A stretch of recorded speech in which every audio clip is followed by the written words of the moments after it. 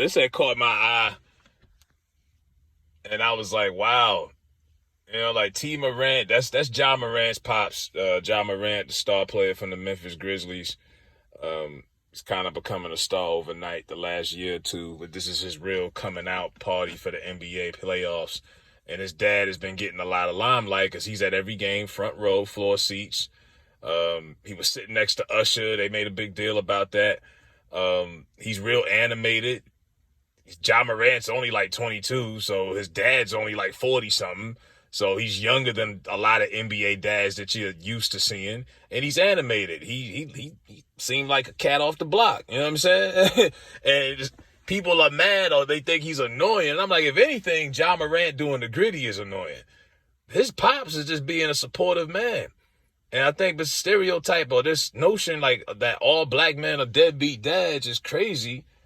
But yeah, I guess you're just not used to seeing, black men supporting their kids like this. Del Curry, Steph Curry's son, Steph Curry's pops, he be at the games. He's not as animated as LeVar Ball or, Tee Morant, but he's there. Del played for the Hornets. He played in the league. I don't think nothing's wrong with that. People bash nepotism. What's wrong with that? Half of these teams in the NBA and in the NFL are owned by old white guys who groom their sons so they can inherit the family business and take over when they croak. And it goes on and on and on. There's nothing wrong with that.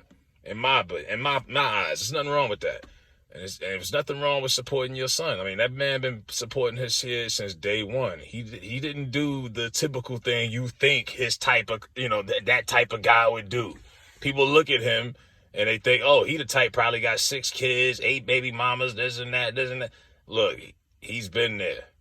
And I think they have an authentic relationship. I don't think this is one of those situations where he just came out of nowhere once the boy got good in high school and was like, yeah, I remember I was supposed to come back that Saturday to pick you up and it never happened. My bad, but I heard you scored like 20 points the other day. Like, nah, he's been in that picture. It's authentic. So there's nothing wrong with this. Usually you're used to seeing like famous basketball players' mothers be a big part of their life. And you usually see that, like Shaq's mom, Charles Barkley's mom, this one, Allen Iverson's mother used to braid his hair on the sidelines. Remember that crazy shit? Like we used to see stuff like that. Mike, expressed his relationship with his pops, but the LeVar Ball thing is just, LeVar Ball is a businessman. And even with LeVar Ball, like, you can say whatever. He groomed them kids. He programmed them to play ball. Those kids are talented, man. Especially LaMelo. They're talented. And he's been supporting his kids. I mean, they had their own sneaker, big baller brand. Call it what you want. You know what I mean? The Master P approach. I can't knock this man for having a hustle and having a different mindset and just being supportive to his kids. There's nothing wrong with this at all. But we have this mindset in the black community that nepotism is bad and supporting your kids. And we so used to black men not being there for the kids that when we see a black man on the sidelines, we think it's crazy or abnormal.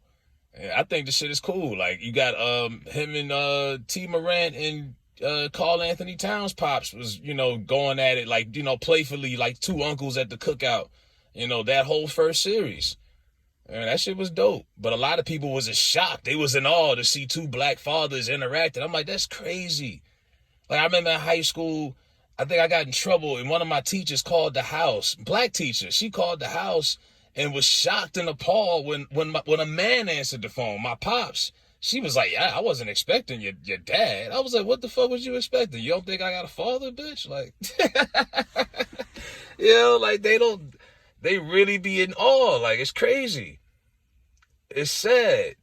They really just, they can't fathom a black man actually being supported. Because you're so used to hearing them stories like LeBron, the greatest player in the world, never met his father. Don't know his pops. That's wild. And you're used to seeing more stories like that than, stories like this, unfortunately. So I like it. There's nothing wrong with it, man. I think the shit is dope.